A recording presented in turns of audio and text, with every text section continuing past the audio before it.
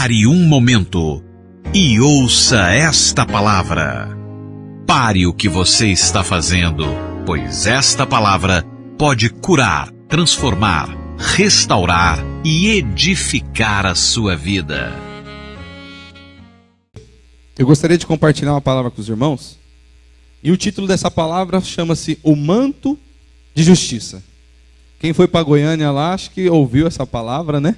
O pastor Aloysio pregando, recebeu muito lá. E eu quero que os irmãos também recebam aqui. Pois essa palavra ela vai mexer com o seu coração, essa palavra vai te trazer alegria, essa palavra vai te trazer fé e esperança. Nós somos justificados por Cristo. Amém, irmãos? Então eu creio que os milagres do Senhor registrados nos evangelhos, Mateus, Marcos, Lucas e João, eles foram escritos para serem sinais espirituais. Então cada evangelho o Senhor vem se revelando de uma forma. Cada evangelho o Senhor vem trazendo sinais. Então cada milagre que Deus fez, não é somente um milagre, Deus curou, não, é um sinal. É algo que Deus quer falar. É algo que o Espírito Santo de Deus quer trazer no momento desse milagre. Então, a palavra milagre, essa palavra ela vem do favor imerecido. Então, quanto mais nós nos qualificamos para tentar merecer, mais nós nos desqualificamos para merecer. Intrigante, né? Quanto mais eu tento merecer, quanto mais eu busco merecer, quanto mais eu sou bom para merecer, menos eu mereço. Eu só mereço quando eu sei que nada sou e que Ele é tudo. Eu mereço quando eu sei que só a graça, como o apóstolo Paulo diz, a sua graça me basta, Senhor, e o teu poder se aperfeiçoa na minha fraqueza. Porque quando eu estou fraco, aí eu estou forte. Porque a nossa força não vem de nós, ela vem dele, tão somente dele. Então aqui nós vemos as maravilhas e os sinais que Deus fez. E vindo e olhando para o Velho Testamento e comparando com o Novo, há muitas alegorias. E alegorias são comparações feitas de passagens do Antigo Testamento trazendo para o Novo. E todas as alegorias feitas apontam para um só, que é Jesus Cristo. Porque a Bíblia, de Gênesis a Apocalipse, ela é toda cristocêntrica. Tudo na Bíblia vai apontar para um só, o Messias, o Salvador, Jesus Cristo. Tudo o que há na Bíblia aponta para Cristo. Então, apesar de haver muito ensino dentro do meio da igreja, há muito ensino, há muita palavra, mas infelizmente ainda há muita enfermidade dentro da igreja. Há muita enfermidade, há necessidade de cura. E não somente cura física, mas a cura espiritual. Nós estamos aqui hoje para receber a palavra do Senhor. E sabemos que algo em nós vai ser transformado. E que a cura será estabelecida dentro de nós, em nome de Jesus. Então, creio que é uma verdade que está oculta ainda aos nossos olhos. Que o povo de Deus, além de ele estar enfermo, ele não reconhece e ainda não consegue enxergar o favor imerecido. A gente fala da graça, está falando sobre a graça de Deus, porque Ele é o favor, porque eu creio, porque eu acredito. Mas tem algo oculto ainda na palavra de Deus que nós precisamos buscar para ter o total entendimento do favor de Deus em nossas vidas. Então ainda há muitos tentando se qualificar para receber o milagre. Buscam ser bons. Se acontece alguma coisa com outro irmão, fala assim, nossa, mas por que fulano foi tão abençoado? Eu estou buscando, eu estou jejuando, eu estou me entregando, eu me dedico, a minha família se dedica ao Senhor. Mas por que fulano de tal foi abençoado de tal maneira e eu não? Favor imerecido na vida dele. E na sua vida, ao pensar assim, você traz uma palavra que a gente tem ouvido muito e muito e muito, a justiça própria. E a justiça própria ela é terrível, irmãos. Hoje nós não lutamos mais contra o pecado, porque o pecado foi vencido na cruz, amém? Nós lutamos contra a justiça própria. É ela que envenena, é ela que traz enfermidade, é ela que corrompe. Então nós lutamos contra a justiça própria. O nosso ego hoje, a palavra ego, mas fulano é melindroso, fulano tem o ego. A palavra ego hoje está dentro da justiça própria. Porque quando o seu ego se manifesta, a sua justiça está se manifestando.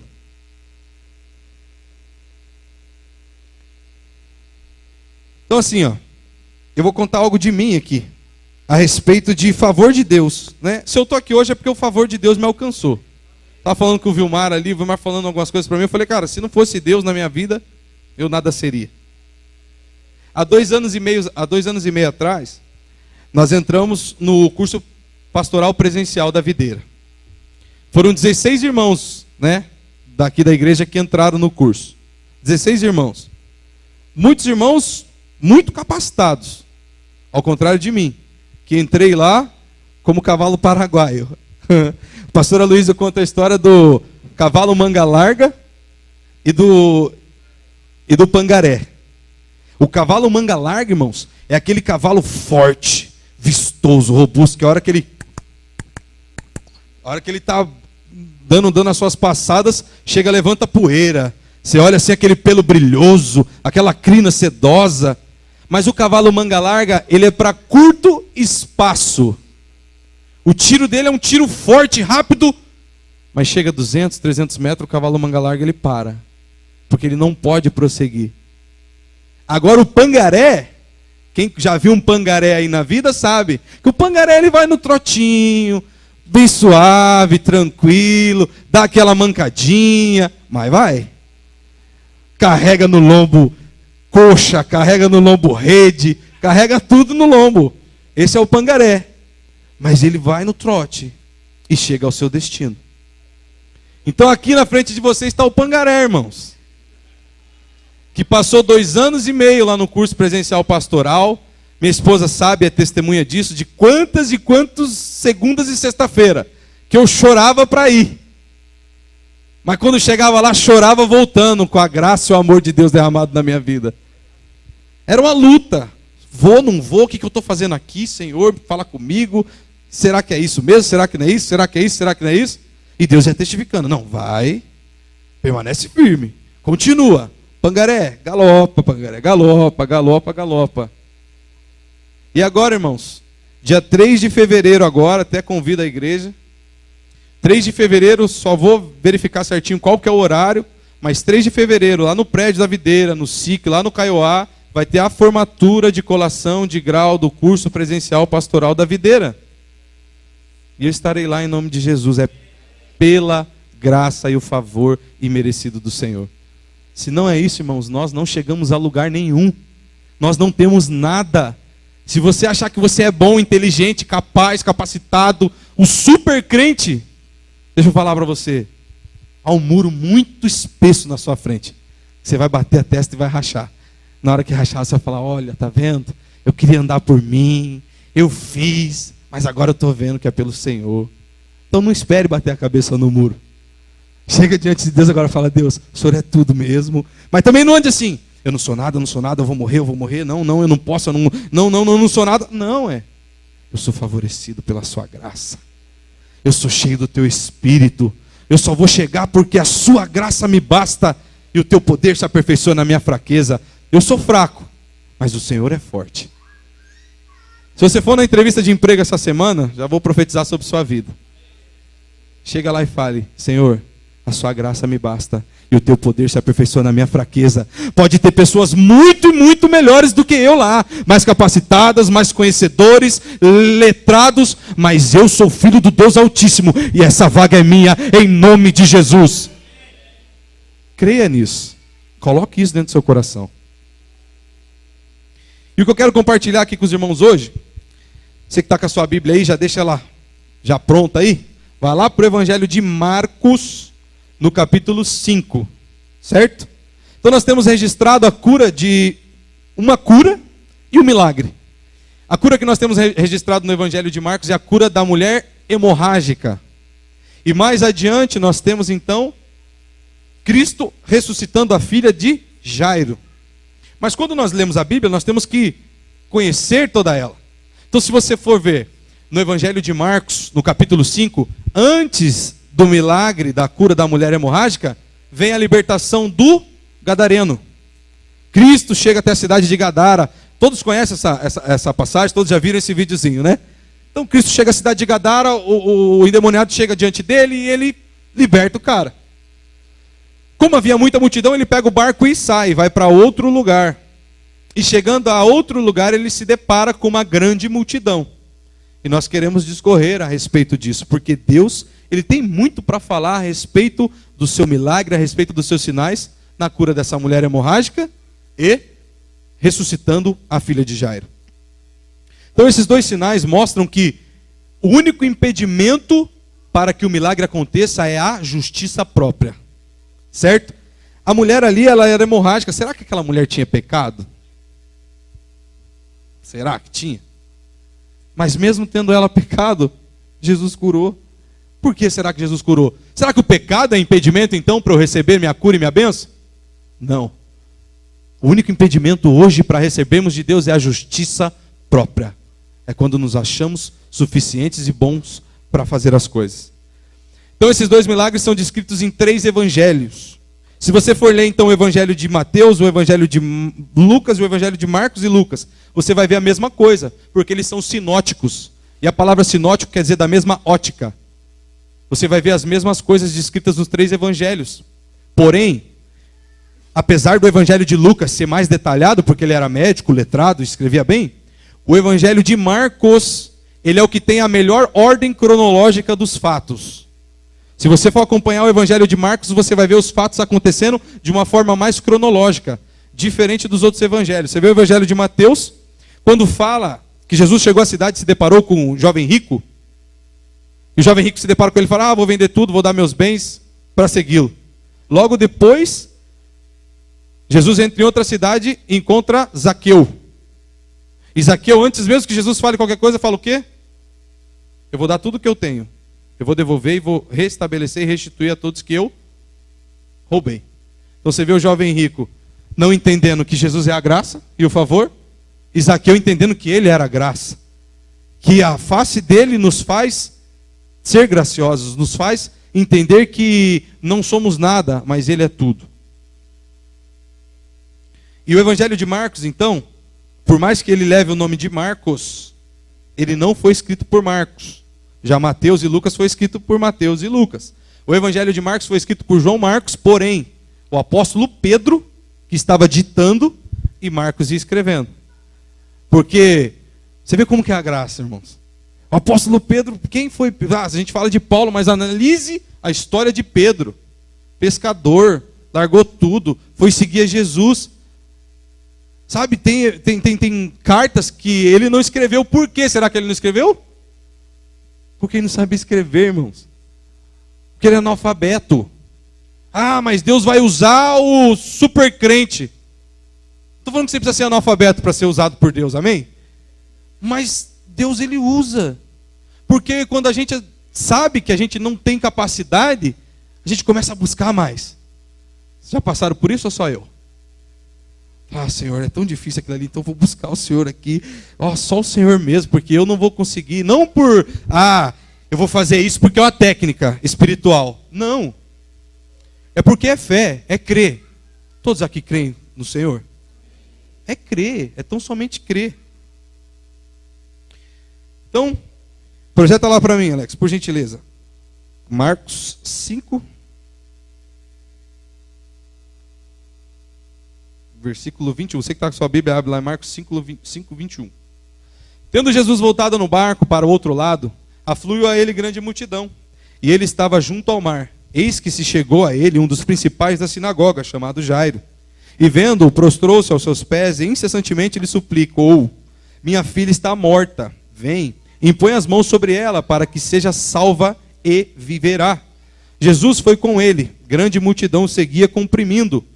Aconteceu que certa mulher que havia 12 anos vinha sofrendo de uma hemorragia e muito padecia à mão de vários médicos, tendo despendido tudo quanto possuía, sem contudo nada aproveitar. Antes, pelo contrário, indo a pior, tendo ouvido a fama de Jesus, vindo por trás dele, pôs a mão nele, no meio da multidão, e tocou-lhe as suas vestes. E logo se lhe estancou a hemorragia, e se sentiu no corpo estar curada do seu flagelo.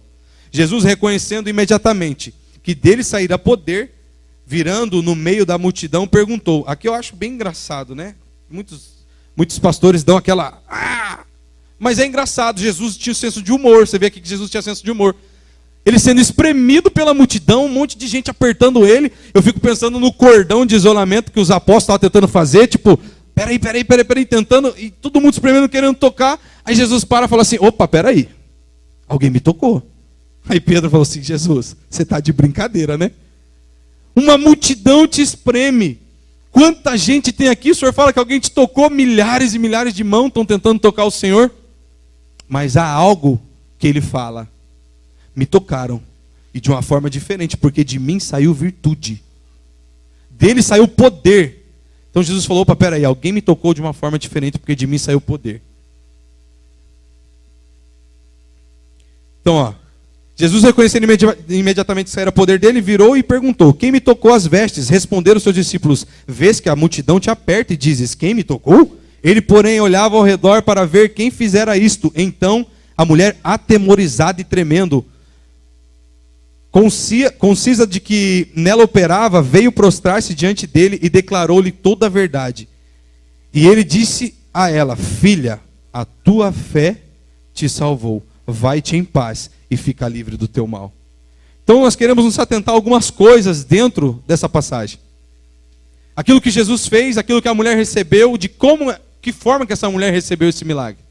Então quando lemos que a mulher gastou todo o seu dinheiro com os médicos, precisamos entender que os médicos judeus daquela época, eles tratavam de acordo com a lei. Então nós vemos aqui no capítulo 5, a partir do versículo 21, que ela buscou os médicos daquela época para ser tratada e gastou tudo que ela tinha. Porém, os médicos daquela época, eles tratavam de que forma? Você vai lá, então você vem aqui, ó. Marli, vem aqui, você vai tomar então um paracetamol, você vai tomar uma Novalgina, você vai tomar essa injeção. Não! Os médicos não faziam isso naquela época. Falei, Marli, vem aqui, ela se assustou. Os médicos não faziam isso, eles prescreviam através da lei. Era através da lei que eles prescreviam. Então eu fico imaginando o médico lá, e a mulher chegando, ele olhava para ela e falava assim, não, você está com fluxo de sangue há quanto tempo? 12 anos. Não pode ser. É pecado. É pecado.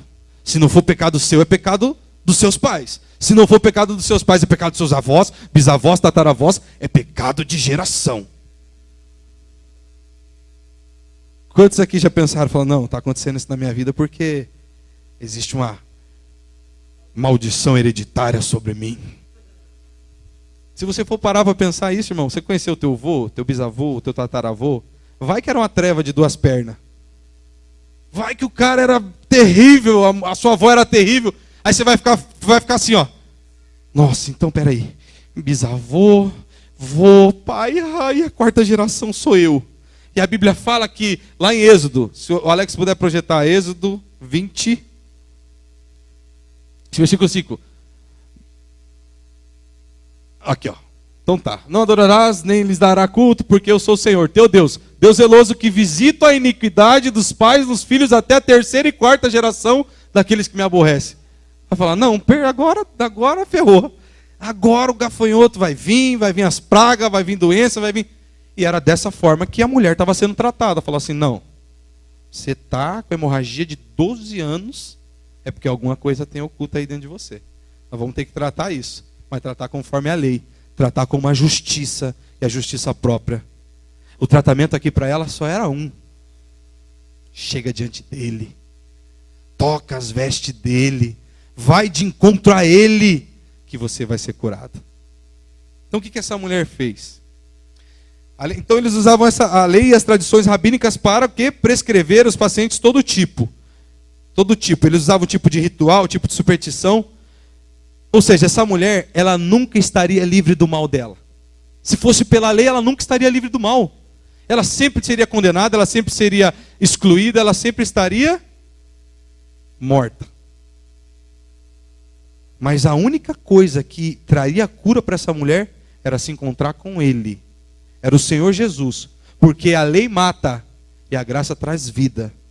O Espírito que vivifica, ele já habita dentro de nós, porque é Cristo em nós. Os irmãos estão me acompanhando aí? Amém? Glória a Deus. Então a primeira coisa que se diz dessa mulher que ela ouviu falar a respeito de Cristo. Ela ouviu falar, ela não viu Cristo. Ela não viu Cristo pregar, ela ouviu falar. Então nós sabemos que a fé ela vem por ouvir. Todo mundo aqui já ouviu esse versículo. Que a fé vem pelo ouvir, e ouvir a palavra de Deus.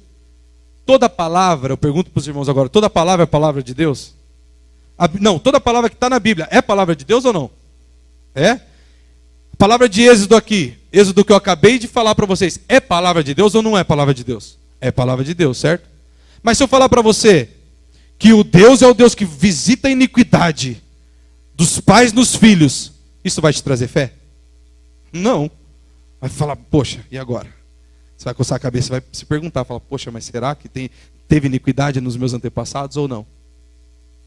Então nós temos que interpretar a Bíblia com a luz do Evangelho, com a luz de Cristo. Então a fé vem pelo ouvir e ouvir a palavra, mas vem pelo ouvir e ouvir a palavra da graça. Ouvir o Evangelho da nova aliança. É isso que nos traz fé. Então o que ela ouviu certamente não era a lei, porque aquilo que ela ouviu a capacitou. Muitos querem se qualificar para serem curados, mas o Senhor abençoa somente pela graça. O que ela ouviu sobre Jesus será? Imagino que alguém soube que Jesus ia passar naquela cidade que ela morava. E daí falou para ela, vamos usar um nome aqui, vamos imaginar, vamos usar a imaginação. Um nome muito conhecido naquela época. Raabe, ou Maria, sei lá. Aí o vizinho chega, Maria, fiquei sabendo que Jesus vai passar aqui na cidade. E você lembra daqueles dois leprosos? O Mohammed e o Yusuf? Ah, lembro. Então, Jesus encontrou eles, Jesus viu eles, Jesus colocou a mão sobre eles e eles foram curados. Não é possível. Aqueles dois foram curados? Pecadores, hipócritas. Como eles foram curados? Aí o vizinho falou assim, como eles foram, eu não sei, eu sei que Jesus curou. Aí eu fico imaginando o que passou na cabeça dessa mulher. Falou assim, nossa, eu vou até ele. Se ele curou aqueles dois, ele vai me curar também. Aí já começou a bolar um trajeto, já começou a ver o caminho e falou assim, não, quando ele passar aqui eu vou tocar ele. Mas por que ela então não pensou, não, eu vou chegar de frente a frente com ele? Porque ela não conhecia Cristo. Porque os sacerdotes daquela época, ao olharem a mulher, o que eles falaram para ela? Você está condenada. Porque você tem fluxo de sangue, você está em pecado. Você tem que ficar afastada de todos. Então, como ela achava que Jesus era o sacerdote, e ela então estava com a ótica errada para Cristo. Ela achou que se ela chegasse diante dele, ele ia fazer a mesma coisa que os outros. Falou, mulher, aparta-se daqui. Seu lugar não era nem ficar aqui. Saia daqui agora. Então ela vem e toca a orla de Jesus por trás. E tem um mistério dentro disso. Então, Levítico 15:19. Olha só o que a Bíblia fala sobre mulheres que tinham fluxo de sangue. A mulher, quando tiver o fluxo de sangue, se este for o fluxo costumado de seu corpo, estará 7 dias na sua menstruação, e qualquer que tocar será imundo até a tarde. Normal, menstruação normal de 7 dias. Essa mulher só estava há 12 anos. 12 anos. Todo o tempo. Se em 7 dias aquele que tocasse nela ficava sujo até a tarde, imagine quem tocasse nessa mulher de 12 anos. Então a lei era específica. E às vezes a gente pensa ou ouviu falar que a lei são os 10 mandamentos. Negativo. Não são somente os 10 mandamentos. São 613 mandamentos para serem cumpridos. E aí? Ah, não, mas eu descumpri o 7º mandamento. Não, são 613 que escravizam, que matavam e que traziam a justiça própria. Eu tenho que ser cumpridor. Eu preciso cumprir, eu preciso fazer. Não, se eu não fizer, a bênção não vem sobre minha vida. Se eu não fizer, eu não recebo a cura. Se eu não fizer, o pecado está estabelecido na minha vida. Não. Ele já fez tudo por nós. Então essa mulher foi a única que recebeu o milagre sem que ela tivesse percebido. Ou sem que Jesus tivesse percebido. Essa mulher, ela foi ativa. Certo? Os outros milagres lá, quem lembra do cego lá no poço, Jesus chega. E são milagres assim que se você for parar para pensar, Como Jesus era simples, né? Pegou, cuspiu no barro, mexeu o barro com o dedo e passou no olho do cego. Lava o teu rosto e agora veja. Pegou, chegou no gago mudo, pegou e cuspiu na mão, falou, imagine, tem alguém mudo aqui na igreja, traz aqui. Então pera aí, vem aqui, filho. Abre a boca aí. Abre a boca. E passa lá, na língua, a saliva. É meio nojento, né? Mas foi assim que Jesus curou. Era assim que Jesus agia, era simples. Não precisava fazer algo mirabolante. Não, só vai ser curado se a gente jejuar aqui 7 dias. Só na água, hein? Não vamos comer nada. Só vai ser curado dessa forma. Não, Jesus era simples. Simples. Curou dessa forma. Então, o mover de Deus, ele acontece de forma simples. A gente não precisa ser extravagante.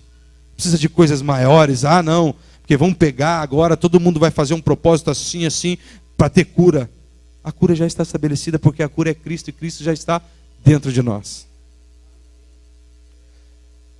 Então o poder de Deus está disponível e presente em nós, mas nós temos que iniciar a nossa própria cura. O Senhor, então, como eu falei, Ele fez barro e fez todas as coisas. E a mulher só tocou, então se tocarmos no Senhor, assim como essa mulher, as nossas famílias, elas serão curadas. As nossas finanças, elas serão curadas. Os nossos trabalhos, no teu serviço lá, haverá cura nos teus relacionamentos, haverá cura dentro de você, haverá cura nas pessoas que andam com você. Só basta você tocar.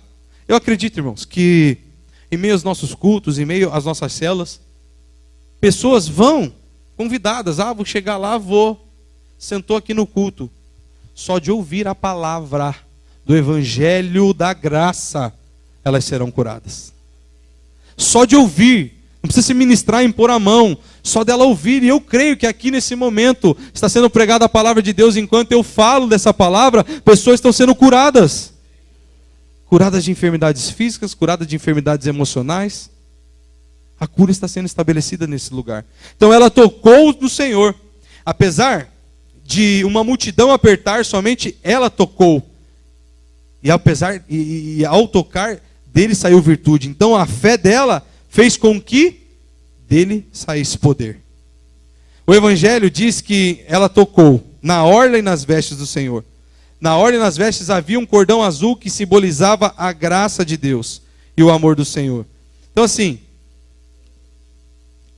antigamente, os sacerdotes, eles usavam, se até o Alex já puder projetando aqui para mim, uma roupa. Certo? E essa roupa chama-se talit. Ou alguns falam talit, mas é talit. Ou talit. É talit. Certo? Então, qualquer mestre, rabino, ele usava uma roupa dessa. Então era um xale longo, que cobria os seus braços. E quem já assistiu aqueles filmes de Jesus lá, não? Agora vai passar daqui a pouco aí, mês que vem, daqui 2 meses. Então, na Páscoa já vai passar aí. Então ele cobria a cabeça com o talit e os seus ombros. E quando as pessoas queriam receber algo, elas tocavam nas orlas. E essas orlas aqui, no original elas são azuis. Certo? Que simboliza o céu, simboliza Cristo, simboliza a graça e o amor dele. Então, olha o que diz a Bíblia, lá em Números 15, 37 a 40. Diz o Senhor a Moisés: fala aos filhos de Israel e dize-lhes que nos cantos de suas vestes façam borlas pelas suas gerações, e as borlas em cada canto presas por um cordão azul, e as bordas estarão ali para que, vendo-as, vos lembreis de todos os mandamentos do Senhor, e os cumprirás. Não seguireis os desejos do vosso coração, nem os dos vossos olhos, após os quais andais adulterando, para que vos lembreis de todos os meus mandamentos e os cumprais, e santos serei o vosso nome. Então assim, eles só chegavam diante de Deus então com o talit. O talit era a forma que eles tinham para se sentir santificados para chegar diante de Deus. Então, irmãos, até o pastor Aloysio brinca quando ele está pregando essa palavra, ele fala assim: irmãos, vou falar aqui, mas não saiam correndo comprar um talit, hein? Para usar o talit lá e achar que o talit é a capa que tem superpoderes. O talite do Novo Testamento, ele já está em nós. O manto da justiça é o Evangelho. E o Evangelho já está em nós, porque Cristo veio habitar em nós. Ele é o pão vivo que desceu do céu. E o pão vivo que desceu do céu hoje habita dentro de nós. Ele, em João 1, João descreve que ele é a palavra, é o verbo que se fez carne e veio habitar em nós. O verbo, o que é verbo? Verbo é palavra. É o Evangelho. Cristo veio habitar em nós. Então, ele é o Evangelho que está em nós. Então, as duas pontas do talit são chamadas de tzitzit, ou asas. Então, no último livro do Velho Testamento, lemos que o Messias teria salvação nas suas asas. Malaquias 4:2, Alex, por gentileza. Olha o que a Bíblia diz lá em Malaquias 4:2. Mas para vós, os que temeis o meu nome, nascerá o sol de justiça, trazendo curas nas suas asas. Vós sarareis e saltareis como bezerros da estrebaria. Então o que aconteceu? Quando Jesus ele entrou na cidade, ele entrou revestido do seu talit, do seu manto. Então Malaquias diz que a cura viria nas asas da justiça. Jesus é justo ou não? Então quando ele entra na cidade, o talit de Jesus era um talit grande desse jeito. Então quando ele andava, as asas, porque essa parte aqui do talit é chamado de asas. Então quando ele andava, o talit ele fazia isso aqui, ó. E as asas abriam e fechavam. As asas abriam e fechavam. E ela deveria saber disso, dessa passagem, porque ela era conhecedora da lei, então ela sabia o que estava lá em Malaquias. Então ela falou, então se eu tocar as asas dele, eu serei curada. Se eu tocar apenas nas vestes dele, eu serei curada. Então quando Jesus entra na cidade, o que ela faz? Ela não se depara com a lei, porque a lei diria a ela que ela não poderia tocar as vestes de Jesus, que ela nem poderia chegar diante de Deus. Mas ela então se toma posse do favor imerecido, sabendo ela que ela não poderia, mas ela falou, eu vou fazer, porque se eu tocar ele eu serei curado. Então o que ela fez? Ela veio por trás de Jesus e tocou as suas vestes. E ao tocar as suas vestes, no momento que ela tocou as vestes de Cristo, estancou-se o sangue. Ela foi livre de todo o mal. Ela foi curada. Sabe que no meio da igreja hoje, irmãos, muitos irmãos levantam os braços, muitos irmãos, parecem estar adorando a Deus de uma forma tão intensa, mas não tocam o céu. Essa mulher tocou o céu. Essa mulher tocou as vestes. Porque no momento que ela tocou as vestes, aconteceu algo. Ela foi curada. Poxa, mas o culto estava tão poderoso de tal e tal. Chega segunda-feira, acontece algo rotineiro na sua vida que já aconteceu. Você fala, poxa, mas de novo está acontecendo isso? Toca as vestes. Toca as vestes.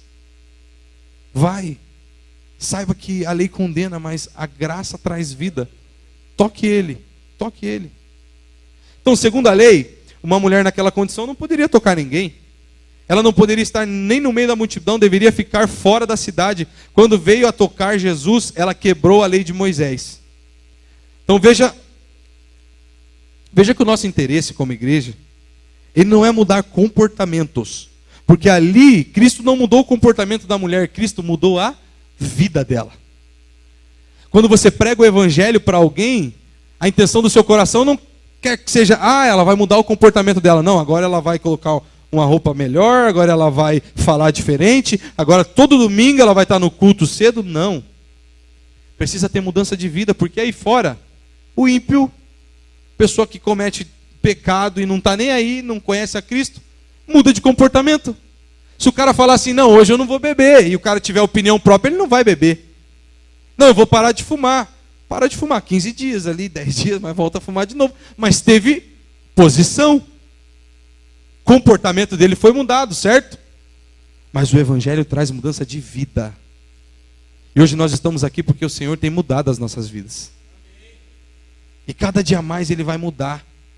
Porque a Bíblia diz que nós seremos aperfeiçoados até a volta dele. E como nós ansiamos a volta dele, nós estamos sendo aperfeiçoados pessoalmente, mas como igreja, nós estamos sendo lapidados e aperfeiçoados para recebermos. Quando ele vier, quando o noivo vier, a sua noiva está sendo adornada para recebê-lo. E ele virá, vestido de justiça num cavalo branco. Eu fico imaginando esse momento. Se você nunca imaginou, parou para imaginar esse momento, imagine esse momento, quando Jesus voltar. A sua igreja esperando para recebê-lo. Ansiosamente não, porque os ansiosos não herdarão o reino de Deus, certo? Mas com o coração vibrando, falando, um dia vai acontecer. Aquilo que estão falando, aquilo que eu leio vai acontecer um dia. E nesse dia nós estaremos prontos, aperfeiçoados pelo poder de Deus. Então a fé, porém, não se torna inoperante por causa do pecado. Mesmo tendo desobedecido a lei, ela recebeu a cura. É isso que eu falei. Ela desobedeceu a lei de Moisés, ela tocou e ela não podia tocar. Mas nem por isso ela deixou de receber. Nem por isso ela deixou de receber, porque ela creu em Cristo. Ela não estava nem aí para a lei. Então a lei acabou. A lei foi abolida. A nossa lei hoje é amar a Cristo. É amar um ao outro. É pregar o Evangelho. O Evangelho, qual que é o Evangelho? O Evangelho da graça, o amor de Deus. Sabe, fala de Jesus para alguém, você não precisa chegar lá e falar assim, ó irmão, ô querida, aqui ó, no livro de 2 Coríntios. Não, não é isso. Você precisa falar assim, Jesus é bom.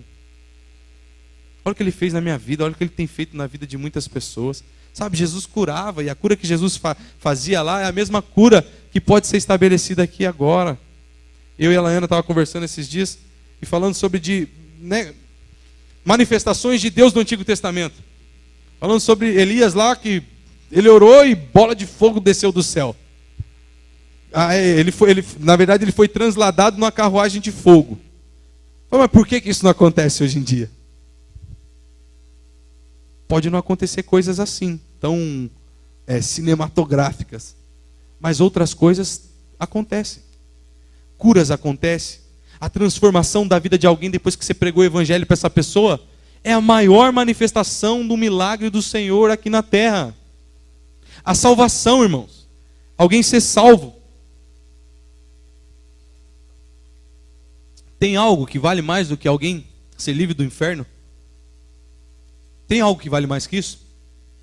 Mas não, as pessoas acham que são obras, eu tenho que fazer, eu tenho que correr, eu tenho que gerar, eu tenho que isso, eu tenho que aquilo. Mas Paulo descreve aos Coríntios que há tipos de obras. Obras de palha, feno e madeira que vão queimar diante do juízo de Deus.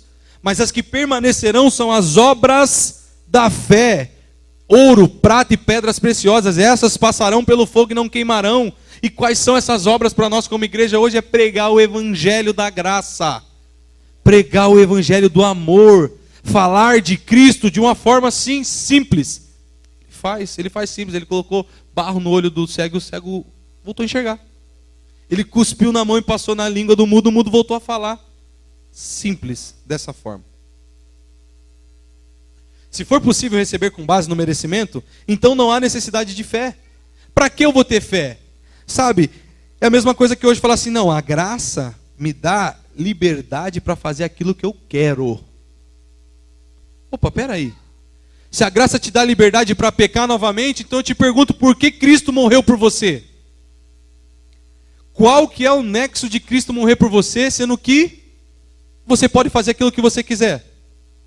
Eu posso pecar porque a graça do Senhor me basta, eu já fui lavado com sangue, então se eu pecar, o Senhor me perdoa. Falei, então não valeu de nada a pena, irmãos, Cristo ser crucificado no Calvário por mim e pela sua vida, se muitos e muitos e muitos tornam a graça de Deus vã. Não tem problema, eu vou pecar, eu vou adulterar, eu vou me prostituir, eu vou usar droga, eu vou fumar, eu vou beber, eu vou fazer tudo, eu vou fofocar, e não tem problema, porque Ele já me perdoou. Eu ouvi um dia falar que os meus pecados de hoje, de amanhã e de depois estão perdoados, então não estou nem aí, eu vou ser perdoado.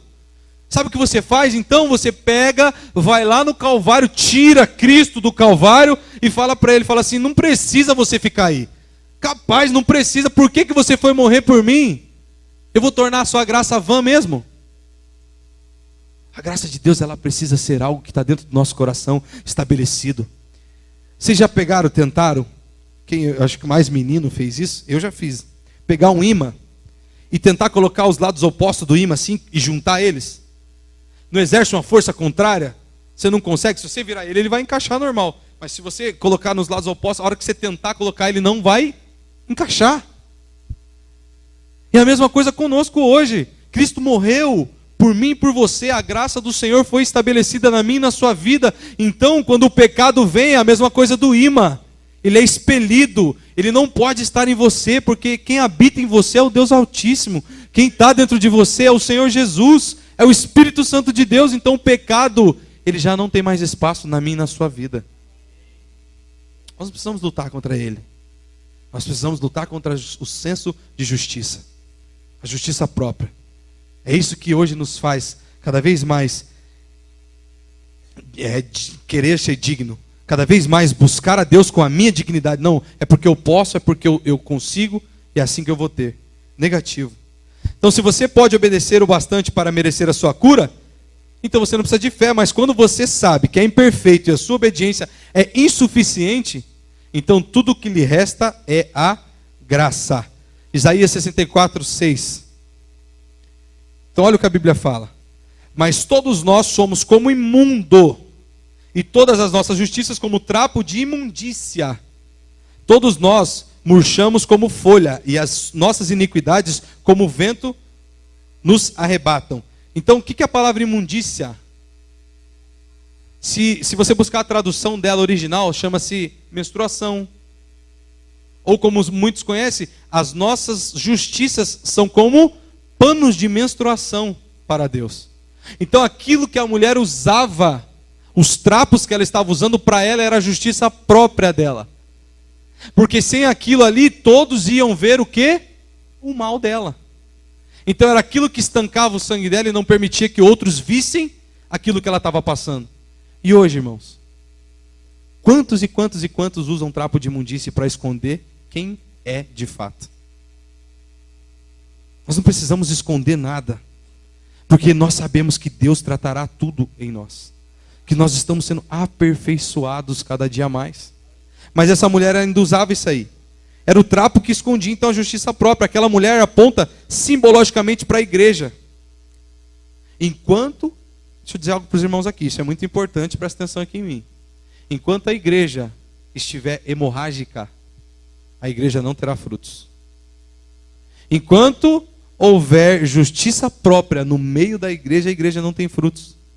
É impossível uma mulher com hemorragia ter frutos, e a gente, a experiência própria disso, a gente estava conversando sobre isso ontem também, que antes da Laiana ter o Pietro, antes dela fazer as cirurgias, ela menstruava todo o tempo. Tinha cisto hemorrágico, e o cisto hemorrágico fazia com que o fluxo fosse contínuo. Fosse contínuo, fosse contínuo. Aí chegou o momento em que Deus falou para ela que daria um filho a ela. E nesse momento, então, o que aconteceu? Ela creu nessa palavra, tocou as vestes de Jesus. Jesus sarou a madre dela, e do ventre dela saiu quem? O Pietro. E no ventre dela está o Lorenzo. E aqui a gente para. Vamos parar por aqui, né, irmãos? Porque Deus abriu e Deus é abundante, né? De repente aí vai vir 7, 8. Não, irmãos, vou ficar nos 2 mesmo. Vamos ficar só nos 2 mesmo. Então, a mulher sempre tinha que correr para colocar os trapos de imundície. Porque os trapos de imundície era a sua própria justiça. Então a mulher tinha hemorragia por causa da justiça própria e não por causa do pecado. A igreja sofre hoje não por causa do pecado. Porque se eu falar aqui que nem Jesus falou, quem não tem pecado que atire a primeira pedra. Quem será o santo? Não faça isso, porque Jesus vai te arrebatar agora. Certo? Todos nós pecamos, irmãos. Todo tempo você peca, um pensamento aqui, uma atitude ali, uma fala acolá. Você entende? Mas nós não estamos mais contra ele. Nós não estamos contra o senso de justiça própria. Esse que condena. Esse que mata. É isso que a mulher tinha. Ela tinha que esconder para poder ser qualificada. Mas uma hora ou outra, as pessoas vão descobrir. Uma hora ou outra vem à tona. Então a igreja sofre hoje por causa disso. Mas no momento em que a mulher tocou as vestes, ela foi curada. Isaías 61:10, por favor, Alex. Então, ó. No momento em que a mulher tocou na justiça do Senhor, representada ali pelo talit. Ela tocou no talit, ela tocou na justiça e ela foi curada. Isaías 61:10 diz: Regozijar-me-ei muito no Senhor, E a minha alma se alegra no meu Deus, porque me cobriu de vestes de salvação e me envolveu com manto de justiça, como noivo que se adorna de turbante, como a noiva que se enfeita com suas joias. Diga assim: eu sou coberto pelo manto de justiça. A graça é Cristo e Ele habita em mim. É crer, irmãos. É crer. Só basta crer. O evangelho é simples. Não é crer e fazer alguma coisa para Deus. Não é crer e fazer, 6 encontros no ano. Não é crer e jejuar 7 dias. Não é crer e mais um golinho. Não é crer. Não. É simples. É crer. Crer que você será salvo. Crer que você será curado. Crer que a sua família será salva. Crer que você vai ter o melhor emprego. Crer que a sua vida vai ser transformada. Crer. Tão somente creia. Então o Senhor está vestido com manto de justiça, com vestes de salvação. E quando tocamos na sua justiça, somos curados. A justiça do Senhor é revelada no Evangelho. A justiça de Deus nos é atribuída graciosamente pela fé. A vida que hoje nós levamos como cristão, ela precisa ser somente pela fé. Eu vou voltar a repetir, não é a fé e mais alguma coisa, não, é somente a fé. É crer. Você creu quando você foi salvo? Quem aqui creu quando foi salvo? Todos creram, que senão não seria salvo, irmão. Agora, se você ficar meio tribulado e falar: nossa, eu pequei. Estou sentindo até o foguinho aqui já nas minhas pernas.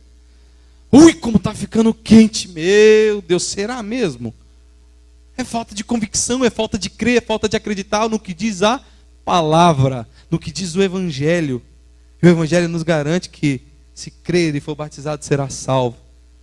Que as portas do inferno não prevalecem sobre a igreja do Senhor e que hoje não mais iremos para o inferno, mas já temos nosso lugar garantido no céu, vamos reinar com Cristo Jesus, amém? Sinta-se feliz por isso. Você se alegrou no mundo com tantas outras coisas. Agora a palavra do Evangelho te diz que você foi salvo, você está livre do inferno. Você tem que se alegrar muito mais com isso. Então a fé da mulher não era perfeita porque ela veio e tocou o Senhor por detrás. Com certeza ela tinha ouvido que o Senhor é bom e não iria condená-la, mas ela não conhecia Ele pessoalmente. Então por isso que ela tocou por trás. Eu expliquei para os irmãos, porque ela estava com receio de, se chegasse frente a frente com Cristo, Ele falar: não, peraí, você tem pecado, você é hemorrágica, você não deveria estar aqui, então eu não vou te abençoar. E ela tocou. Então quando o Senhor lhe diz: vai em paz, porque depois que Ele cura ela, Ele fala 2 coisas para ela: mulher, a tua fé te salvou, vai em paz. A tradução vai em paz seria então vai para dentro de. Vai em, significa dentro de. Vai viver em paz. Então Jesus fala para ela: mulher, vai viver dentro dessa paz agora. Eu te curei para você viver dentro dessa paz. Pronto, você está livre de todo mal. Você está livre de todos os seus... A palavra mal, na tradução também, você encontra ela como açoites. Você está livre de todos os seus açoites. Jesus foi açoitado, flagelado. Flagelo, então, quem já assistiu o vídeo do encontro lá também, nas pontas existia flagelo, nas pontas dos açoites. Então, quando Jesus foi açoitado, os flagelos arrancavam a sua carne. Então, ela também estava passando por um flagelo. E a palavra mal é a mesma usada que descreve isso aí: açoites e flagelos. Então essa mulher, ela foi curada ao tocar as vestes do Senhor. Então falamos desse milagre. E também falaremos sobre a filha de Jairo, que 2 coisas têm em comum. Jesus quer falar desses 2 milagres juntos. Esses 2 milagres são proféticos. Então essa menina, essa mulher, ela aponta para a igreja, enquanto essa menina, que nós falaremos aqui agora, ela aponta para uma nova geração. A geração que está por vir. A geração que precisa do milagre. Essa geração, ela precisa novamente ser trazida à vida. Essa geração que está morta aí fora. E só depende de nós, levar a vida dessas pessoas. A filha era a filha de Jairo. E o que quer dizer Jairo? Jairo, então, ele quer dizer um homem iluminado. Quando você estiver orando pela igreja, fala: Senhor, manda Jairos, levanta Jairos, homens iluminados, mulheres iluminadas naquele lugar, para que as pessoas possam vê-los e se chegar diante de Cristo. Então projeta lá para mim, Alex. Marcos 5, 35 e 43. Irmãos, o feijão vai atrasar só um pouquinho, tá? Já está sentindo o cheiro aí? Pouca coisa. Então lá. Falava ele ainda quando chegaram alguns da casa do chefe da sinagoga, a quem disseram, tua filha já morreu, porque ainda incomodas o mestre. Mas Jesus, sem acudir a tais palavras, Jesus não deu ouvido, sem acudir. E é isso que nós devemos fazer, tem coisas que a gente não precisa escutar. Se fingir de surdo mesmo, não dá ouvido. Tantas pessoas falam tantas coisas, aquilo que não for o evangelho não deu ouvido. Jesus fez isso, ensinou. Disse ao chefe da sinagoga, não temas, crê somente. Contudo, não permita que alguém o acompanhe, senão Pedro e os irmãos Tiago e João. Então, aqui Jesus ele vai até a filha de Jairo. Mas ele fala para Jairo, crê somente. Pronto, só crê, não basta mais nada. Então, a mulher e a criança certamente apontam para os dois significados proféticos, como eu falei. Então, a mulher estava doente por 12 anos, e a filha de Jairo também tinha 12 anos. E o 12, para Deus, significa o governo de Deus. Significa que Deus está sobre o governo de todas as coisas. Então, eu creio que a filha de Jairo, ela representa a nova geração, e a mulher hemorrágica aponta a igreja. Enquanto a mulher permanecer hemorrágica, a nova geração não pode ser ressuscitada. Ou seja, me entendam. Abra os seus olhos espirituais e entenda. Enquanto houver justiça própria dentro da igreja, a nova geração não pode se achegar. A nova geração não irá receber, porque ainda há senso de justiça própria. Há o mérito, há o merecimento, eu faço porque eu sou bom. Mas quando começarmos a expressar a verdadeira graça do Senhor e tocarmos no seu manto, essa nova geração ela virá. Nova geração que está morta, morta por pecado, está morta nos seus delitos, nas suas práticas, mas quando elas encontrarem a verdadeira face do Senhor Jesus, elas ressuscitarão, assim como a filha de Jairo. Então a palavra Jairo, a palavra que Deus disse para Jairo era não temas, crê somente. Essa é a mensagem da graça. Não recebemos nada por merecimento, mas unicamente pela fé, não importa a situação que estejamos passando. A palavra do Senhor é a mesma para nós hoje. Não importa se é enfermidade, não importa se é a falta de dinheiro, não importa se é um problema de relacionamento familiar, não importa. Crê somente. Crê somente. Então, quando Jesus chega até a casa de Jairo, ele toma a criança nos braços e fala para ela, Talita cumi. E essa palavra mantida original, e tudo na Bíblia que é mantido e original, nós devemos ter percepção espiritual. Ele diz aqui Talita cumi, mas se você for olhar Maranata, Aba, Efatá, tudo que Jesus fala no original e é mantido no original, nós devemos ver a tradução, nós devemos prestar atenção. Então Jesus fala para ela, Talita cumi, ou seja, menina, te ordeno que levante. Menina, te ordeno que levante. E se você, não precisa você ser um linguista ou um especialista para pensar. Fala assim, há pouco tempo atrás eu ouvi falar no talit. E agora, talita. Será que tem alguma coerência nessas duas palavras ou não? Talita e talit. Então eu creio que quando Jesus chega na casa de Jairo, ele entra no quarto, tira o seu talit e coloca sobre Talita. E ao fazer isso, então Talita é justificada. Porque então Talita está embaixo do talit. Talita está embaixo da justiça. E não da justiça própria, mas sim da justiça de Cristo. E nesse momento então ela ressuscita. Ela ressuscita. E Jesus diz então, voltando lá para Marcos 5,35. Chegando à casa do chefe da sinagoga, Jesus viu o alvoroço e os que choravam. E os que pranteavam muito, ao entrar, lhes disse, por que estáis em alvoroço e chorais? A criança não está morta, mas dorme. E riam dele. Tendo ele, porém, mandado sair todos, tomou o pai e a mãe da criança, e os que vieram com ele entraram aonde ela estava. Tomando-o pela mão, disse, Talita cumi, que quer dizer, menina, te mando que levante. Imediatamente a menina se levantou e pôs-se a andar, pois tinha 12 anos. Você vê o elo profético, a mulher fazia 12 anos que estava hemorrágica. E a menina tinha 12 anos. Isso fala do governo de Deus. Nós estamos debaixo do governo de Deus. E tudo que acontece nessa igreja, tudo que acontece nas nossas células, tudo que acontece na tua e na minha vida, está debaixo do governo do Senhor. Então ficaram todos de sobremaneira admirados, mas Jesus ordenou expressamente que ninguém soubesse e mandou uma coisa. Ele não falou agora, vamos fazer uma festa, vamos se alegrar. Ele falou, não, que dessem de comer para a menina. Somente isso, Jesus falou, deem de comer a ela. Por que deem de comer a ela? Porque o Senhor é o pão vivo que desceu do céu e é Ele que nos alimenta. Nós precisamos nos alimentar da palavra do Evangelho. É ela que nos traz vida. Assim como Talita foi curada, Jesus quer curar muitas e muitas pessoas através do seu corpo, através dele como alimento. Então Talita significa menina, mas também é uma palavra derivada de talit, como eu acabei de dizendo. Jairo significa iluminado. Nós precisamos também ter pais espirituais iluminados. Quando nós andamos com alguém, ore por essa pessoa. Busque a Deus como ela busca. Seja iluminado assim como Jairo também. Muitos andam e vão em muitos lugares e as pessoas falam, tem algo diferente em você. Algo em você mudou. Há tempos que eu não te vejo com esse sorriso. Há tempo que eu não te vejo com essa alegria. Há tempo que eu não te vejo falar dessa maneira. Antes eu te encontrava e tudo que você falava era desgraça, tragédia e morte. Hoje eu vejo que você fala sobre vida. Eu quero isso que você tem também. Por fim, depois de ressuscitar a menina, o Senhor mandou que lhe dessem de comer. Qualquer que ouve a expressão de palavra de justiça e pensa que se trata de comportar-se bem, de acordo com o mandamento, ainda é criança.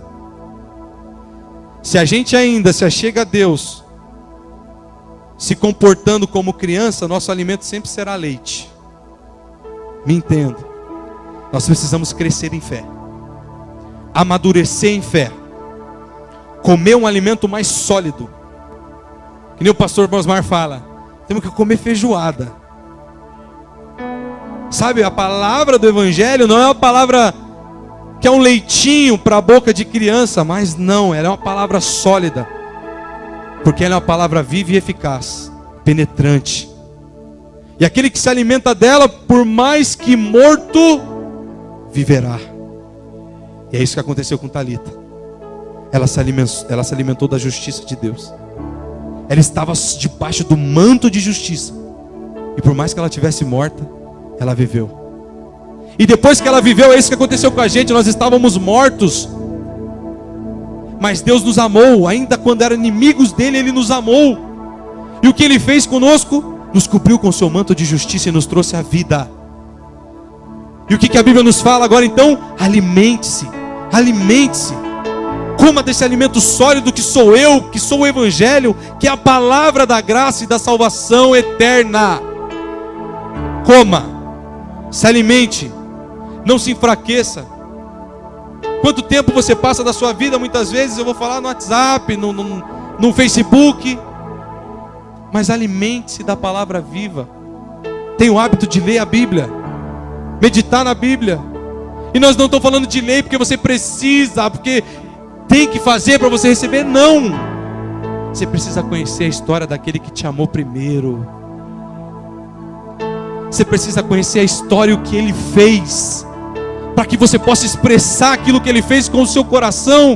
E ao abrir a sua boca você vai falar, Ele me amou de tal maneira que morreu por mim naquela cruz.